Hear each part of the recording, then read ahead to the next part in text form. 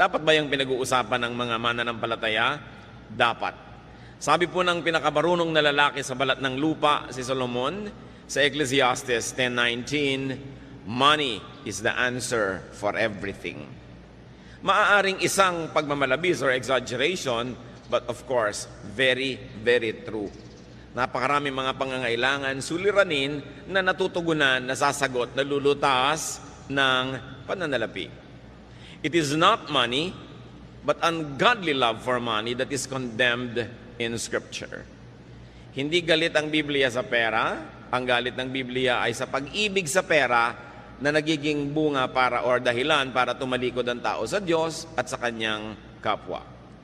Spirituality should not deny money nor money making because money buys many good things and money enables us to maximize the benefits of life.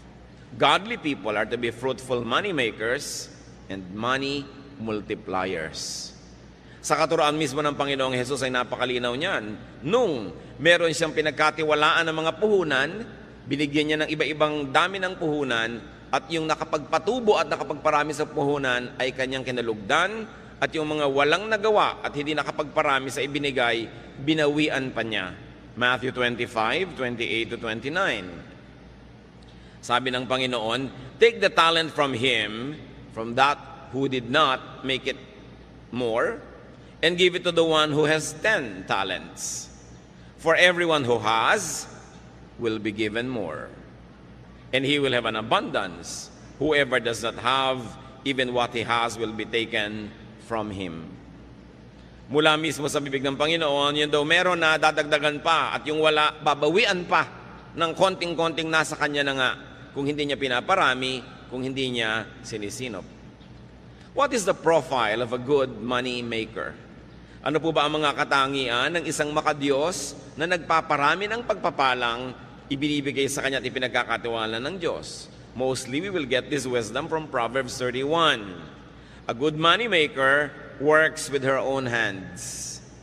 Dito ay dinidescribe yung isang babaeng uliran.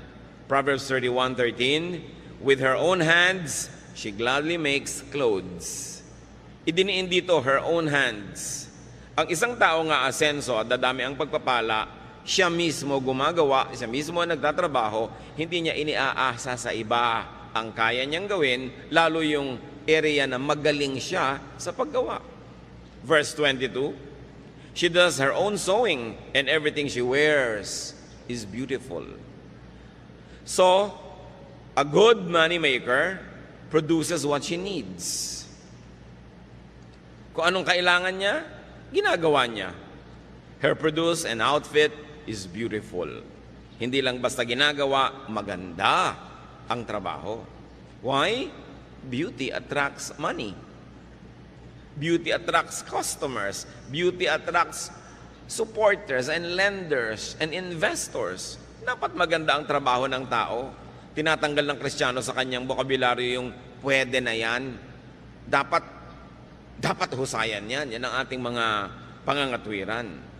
Of course, merong mga tao na minamasama nila, no? Yung maganda o yung maluho, kahit pa nga ito ay pinagmulan nito ay pagsisikap. Pero nakikita natin na ikinalulugod ng Panginoon ang pagiging mabunga. This woman, who is the ideal person to make money, produces surplus goods to sell.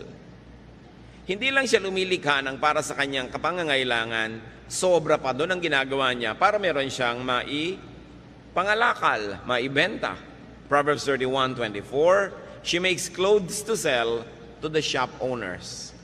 Gumagawa siya ng sariling damit, gumagawa siya ng sobra para maitinda. She makes and produces beyond what she needs. Nakikita po natin yung prinsipyo ng maluwag na buhay. Ikaw ay nagtatrabaho, lumilikha ka ng kailangan mo, at lampas pa sa kailangan mo para meron ka pang maitinda. She invests. She plants. Yung ideal and godly money maker. Proverbs 31:16, she knows how to buy land and how to plant a vineyard. Marunong siyang mag-isip, marunong siyang mamuhunan, bumili ng lupa para tamnan. Hindi lang bumibili ng lupa para sa luho o para sa pagpapasarap lang o bakasyonan lang, para tamnan. In other words, pati ang pagbili niya ng lupa, pamumuhunan pa rin. Kasi pagkakakitaan pa rin niya yung lupa na yon. Hindi puro consumption ng iniisip, production ang laman ng isip ng isang taong luluwag, aasenso sa buhay. Proverbs 31:18, she knows when to buy or sell. Magaling siya sa timing. Itong lady of Proverbs 31, dapat yata nasa stock market, ano? She knows when to buy and when to sell. Pinapakiramdaman niya ang panahon, binabasa niya ang takbo ng mga pangyayari sa kanyang paligid. Alam niya kung anong dapat binibili sa ganitong oras at kung kailan naman ito ibebenta para siya ay may kita. A good money maker trades, nangangalakal, nagnenegosyo, and therefore brings home the goods. Proverbs 31:14, she is like a sailing ship that brings food from across the sea. Kamangha-mangha na ang ginawang example dito sa Proverbs 31 ng napakahusay na negosyante ay in the person of a woman. Samantalang male-dominated yung society noon, nakikita nyo rin ang attitude ng maraming Bible writers and prophets about women. That women, just like the men, are to be productive and must be allowed to be productive. So, pagka inuuwi niya ang mga kung ano-anong mga bagay-bagay na para siyang isang barkong na tumawid dagat at nangalakal, syempre ang uwi niya the best. Iba-ibang variety, the best of every land, the best of every culture, na-enjoy niya kasi marunong siyang maghanap buhay. She works hard. Ito ang luluwag sa buhay, marunong magsikap. Proverbs 31:17, and she always works hard. In verse 18, she stays busy until late at night. Verse 27, she is never lazy. Nakita niyo po ang pinagkakaubusan ng panahon ng babaeng ito, pagsisika, pagtatrabaho, kahit gabi na. Nangangalakal siya sa araw, lumalabas ng bahay, nagtitinda, nangungulekta ng kanyang mga tubo. At sa gabi, pagdating niya sa bahay, may ginagawa pa siya. Nananahi, nagsusulse, gumagawa ng mga maititinda, hindi siya tamad. Marami mga tao nagtataka at nagrereklamong mahirap sila, ay ubod naman ng tamad. Batugan with a capital B. Pagkatapos nagtataka kung bakit siya mahirap. Kung bakit pag may sakit siya, wala siyang pambili ng gamot. Kung bakit pag gusto niya magpakamatay, nilason ay hindi niya mabili. Wala naman siyang ginagawa sa buhay niya. Nagtataka pa siya. So nakikita po natin ng ideal person na ito ay merong sobra na production. Hindi yung sa kanya lang, kulang pa. Ang tao habang nabubuhay, liban na lang sobrang tanda na, o sobrang bata pa, o sobrang mahina dahil sa kasakitan, ang tao dapat naghahanap buhay, kinikita ang kinakain niya. Hindi yung wala ka namang kinikita, nag-electric fan ka pa matulog. Hayaan mo nang pawisan ka. Di ba? Yung damit ka ng damit, gastos ng gastos, ang ginagastos ng damit, tubig sa paglalaban ng damit mo, kuryente sa pamamalansya, tapos pakalat-kalat ka lang naman, wala ka namang ginagawa, hindi bali ng lukot ang suot mo. Lumalaki lang ang gasto sa buhay. Ang kinakabit ng mga wax sa buhok ay kutakot-takot, pahingi pa na hingi ng pang-load, ang gusto pang cellphone, yung may folding bed sa loob, wala namang kita. Puro yabang. Yung mga ganon, ang mga nagugutom, o kaya yung mga ganon, ang sobrang kawawa, ang mga kamag-anak na kumikita dahil nakadagan, nakasipsip, no, ng dugo ng kapwa. Dapat, pinapayagan natin, tinutulungan at pinapalakas ang loob ng mga naghahanap buhay talaga. Paano ginagawa yon? Huwag istorbohin. Merong mga kamag-anak, may kaisa-isang nagtatrabahong anak, may sakit yung isa, yung pang may trabaho ang pa-absent din para mag-alaga. Ito na nga lang ang kumikita, ang daming mga walang ginagawang kamag-anak, yung kumikita pang inaabala. May mga babaeng walang ginawa kundi mag-text sa asawa at pauwi ng pauwi, nagtatrabaho yung asawa. Nananabik lang pala na may mga kasama. No? Libangin mo sa sarili mo, makipag-usap ka sa anino mo, makipag-chess ka sa anino mo, huwag mong istorbohin yung nagtatrabaho. Diba? Huwag lagi na lamang na pagka mayroong kinikita, pitasan ng pitasan at hingan ng hingan. Yan ang dahilan. Kaya marami po sa ating mga kababayan na wala ng gana na magnegosyo, mag-agrikultura, magmumuhunan, maghanap buhay sa dami ng nangingikil, sa dami ng humihingi, tinatamad na tuloy yung iba magtrabaho. Subukan nyo sa mga malalayong kanayunan, magtayo kayo ng negosyo, ang daming sumisingil ng buwis nyo at hindi lang yung gobyerno. Maraming gusto humingi. Subukan mo magbiyahe ng mga gulay, ang daming humaharang sa isandaan. Pag karnaper ka, walang humaharang. No? So napakaraming pabigat at pahirap sa mga gustong maghanap buhay.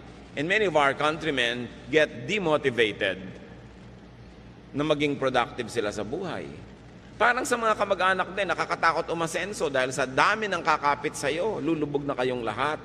Napakahirap magpakita ng konting kaluwagan kasi marami agad mangungutang. Ang trabaho tuloy ng iba, kahit meron, daing ng daing. Kunwari, maparaming problema sa takot. Nahingan sila ng mga walang hanap buhay. Balikan natin itong babae na ito, na kinakatawan din ng sino man, lalaki man yon, na marunong maghanap buhay. She is positive. Sabi ng Proverbs 31:25, she is strong and graceful, as well as cheerful about the future. Yung cheerful about the future is translated by other versions as she can laugh at the days to come. Magaan siyang kasama, ng palangiti, maganda ang bukas ng mukha, at maganda ang pananaw tungkol sa kinabukasan kasi may naipon. Strength, grace, and cheerfulness are her hallmark. Why? Because she has enough. And not only that, those attributes are also attractive in business. Siyempre, ang gusto mong kadil sa negosyo ay yung masarap, magaan.